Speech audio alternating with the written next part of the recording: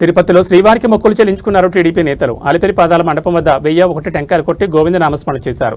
శ్రీవారి ఆశీస్సులతో TDP working ప్రెసిడెంట్గా నారా లోకేష్కు అవకాశం దక్కిందని, జాతీయ స్థాయిలో పార్టీ మరింత బలోపేతమవుతుందంటున్నారు టీడీపీ నేతలు.